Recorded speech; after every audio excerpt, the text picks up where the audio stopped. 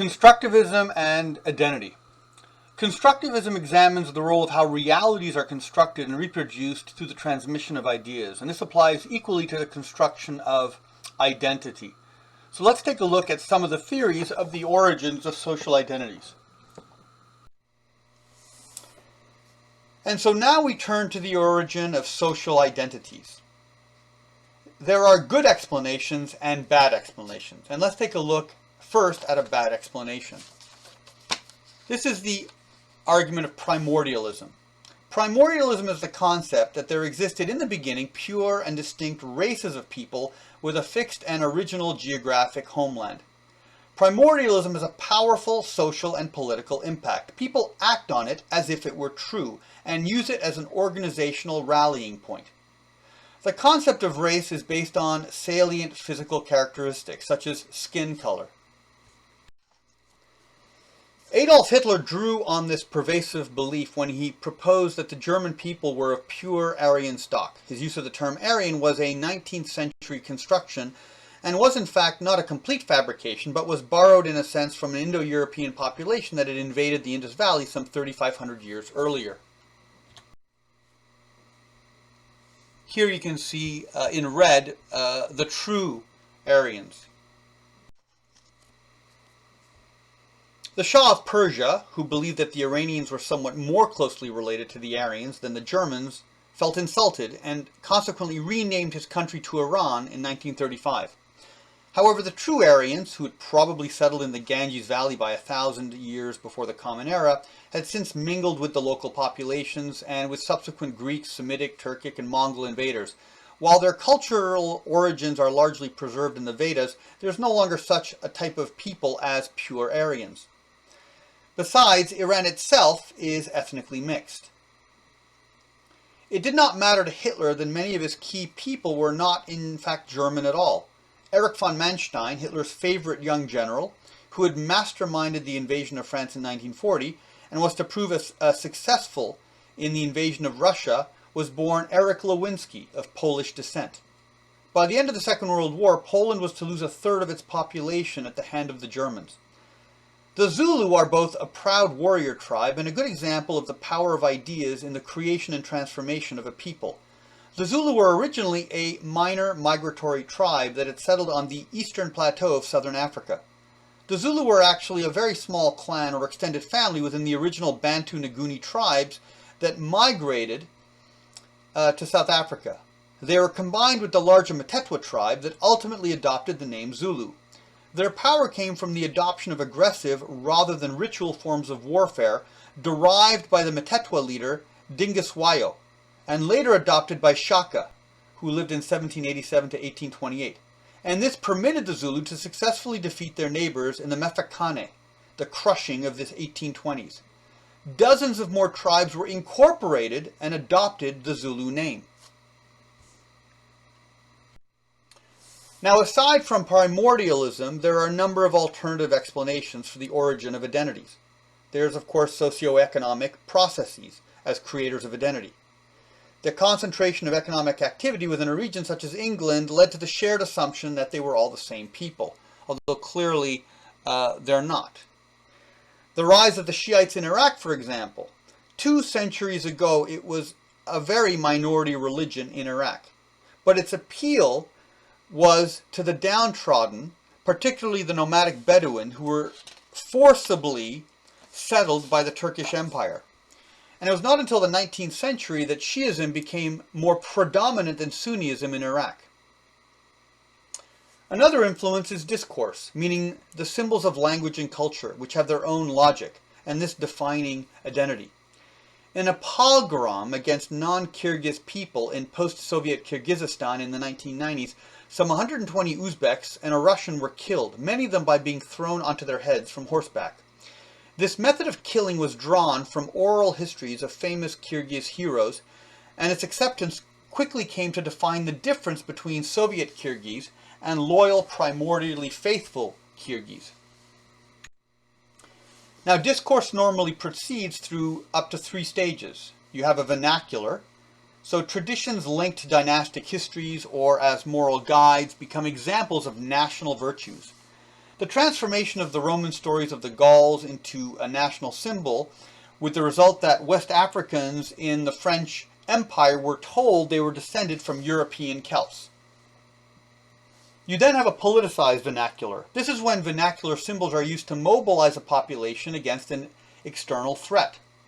Tilak, an objector to British rule in India, used the Hindu symbols of the cults of Shivaji, the Marathi hero, and Kali, the Hindu goddess of destruction, to mobilize the people against the English. And then, third, there's ethnic purification.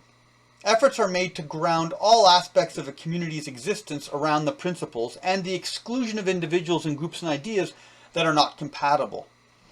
Militant Takfiri fundamentalism is a good example of this. Third, there's the role of the state. The state is the agent of identity. States assimilate old identities into new composite identities. In Napoleon's time, less than a century earlier, less than half of France spoke French that could be understood by Parisians. Napoleon's educational reforms and conscription and military service changed that and created a more homogeneous French population.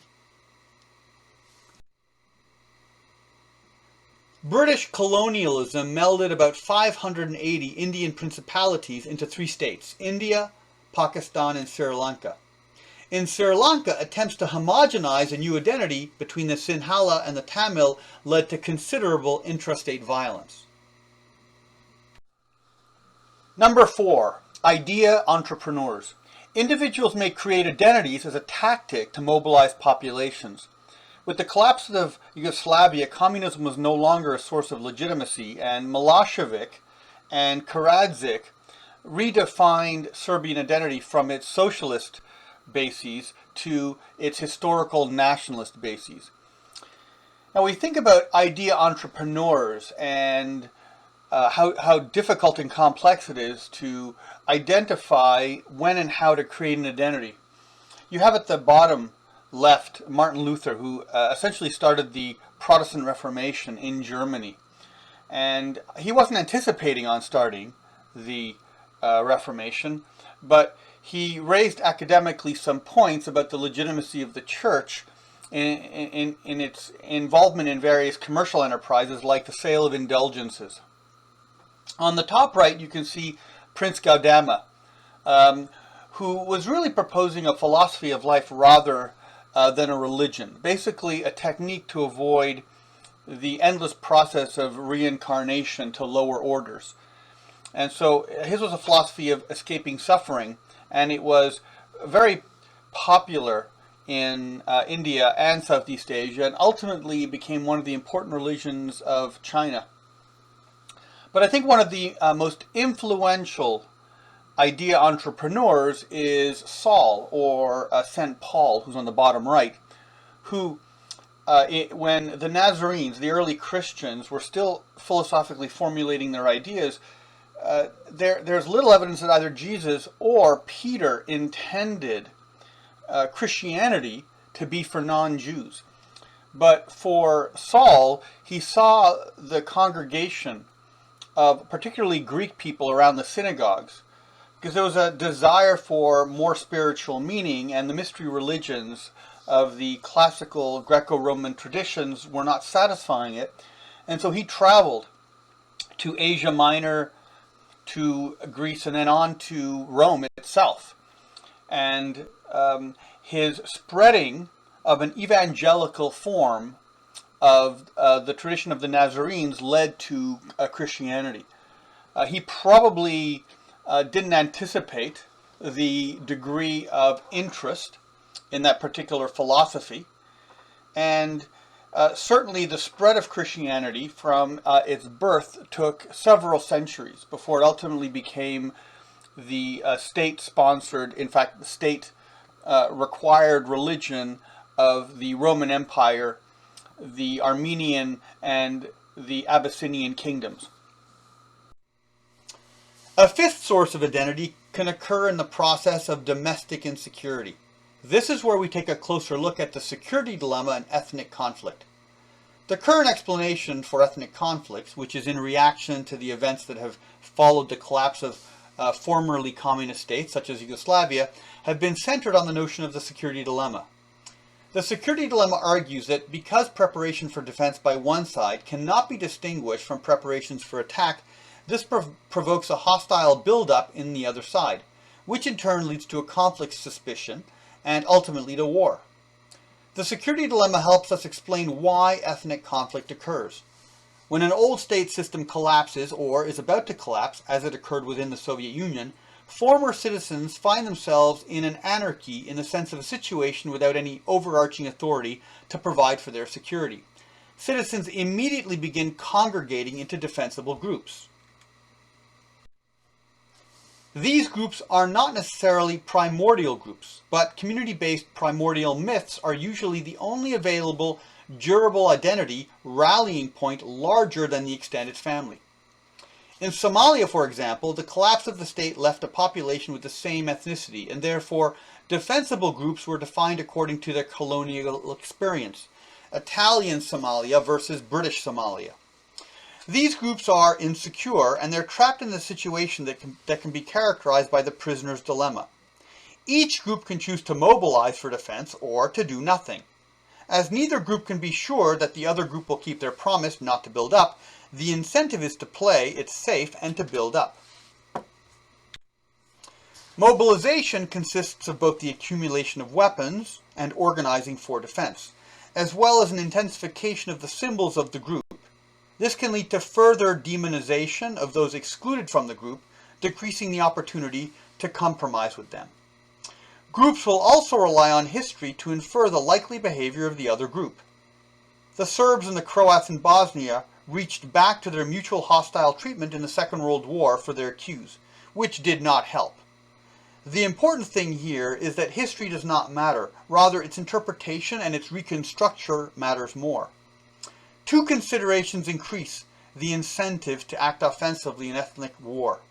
One, in most ethnic conflict, there exist isolated enclaves that will succumb through starvation if they're not liberated.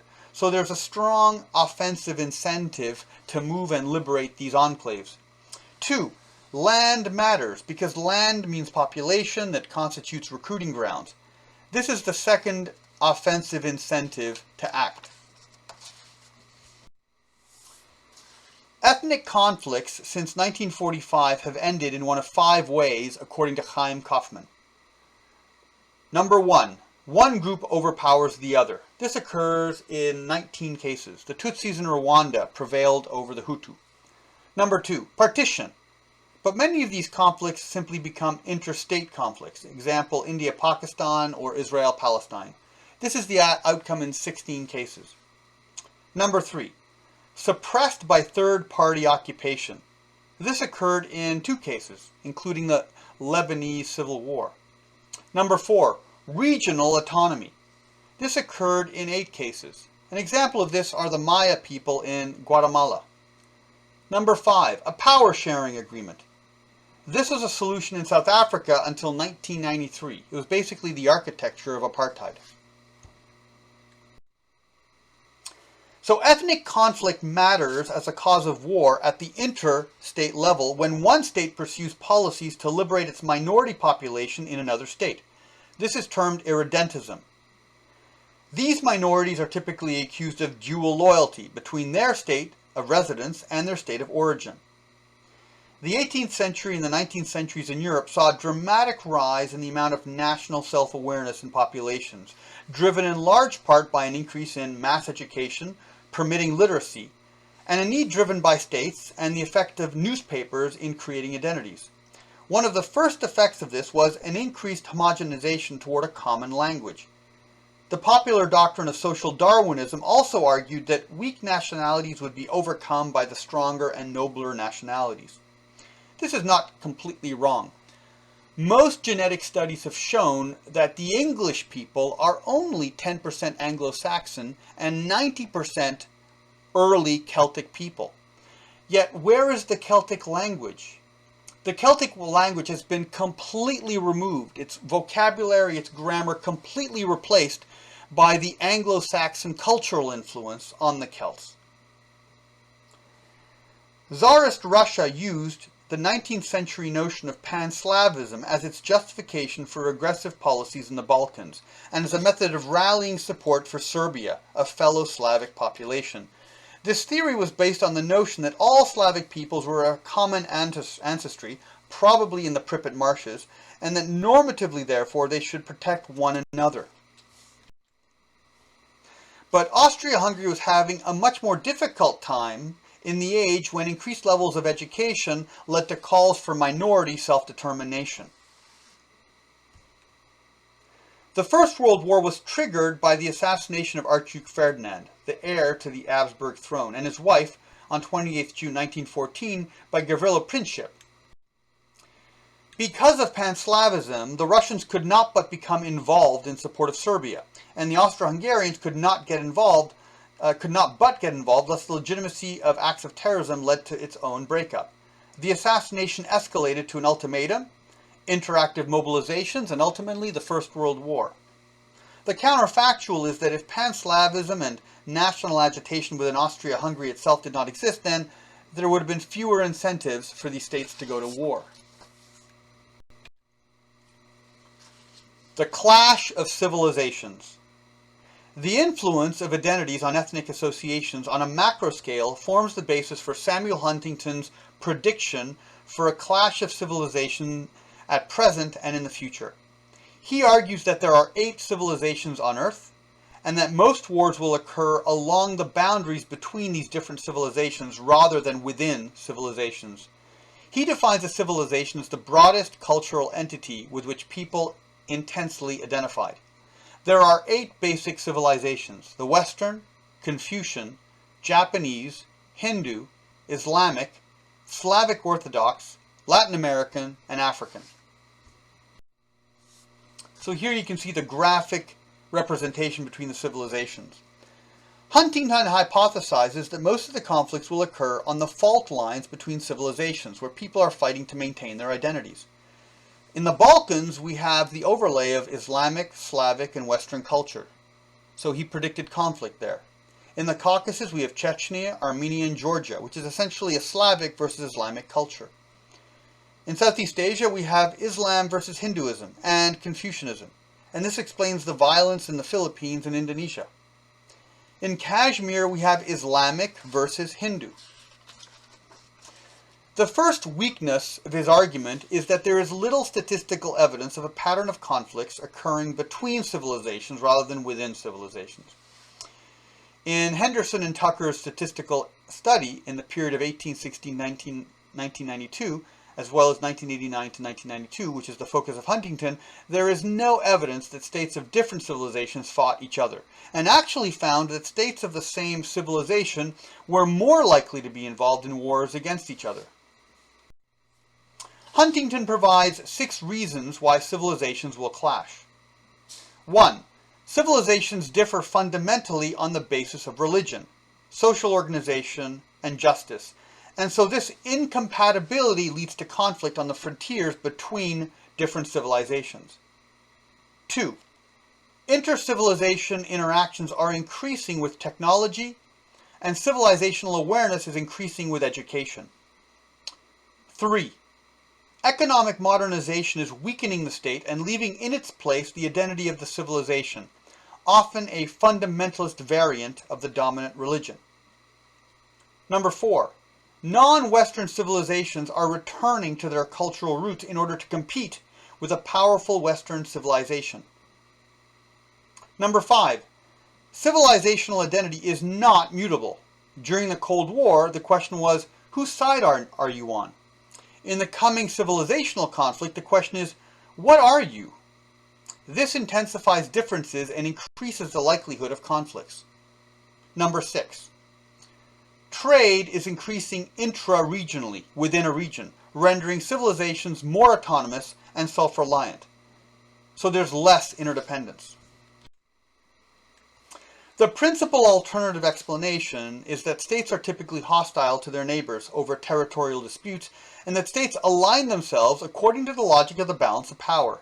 And this best sums up Kautilya's Arthasastra quote of 2300 years ago, "The enemy of my enemy is my friend."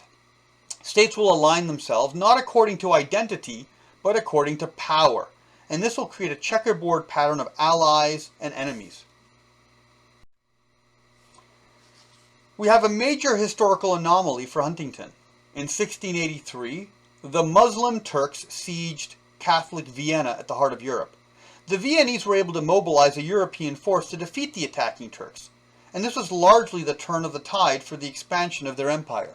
Here you can see the Grand Vizier Kara Mustafa in the 1683 siege of Vienna.